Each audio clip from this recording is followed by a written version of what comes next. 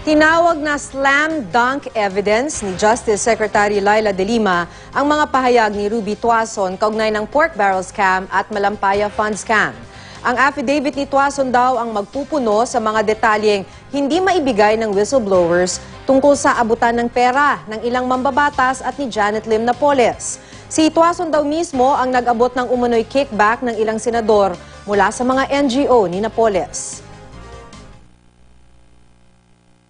Si Mrs. Tuason nga po, yung sinasabi ng mga whistleblowers na siya ang naging agent.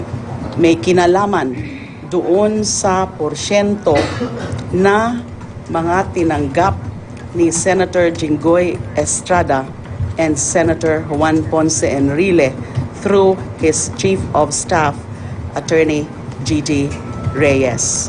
May mga pagkakataon na siya mismo ang mga nagbibigay, naghahatid ng share nila niya personally.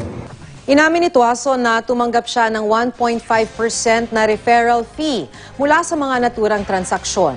Ayon kay De Lima, qualified si Tuason bilang state witness sa ilalim ng Witness Protection Program Law. Pero kailangan pang suriin ng ombudsman ang mga testimonya ni Tuason.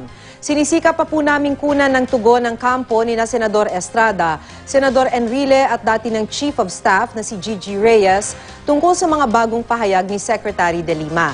Tumanggi naman munang magkomento si Pangulong Aquino sa mga pahayag ni Tuason.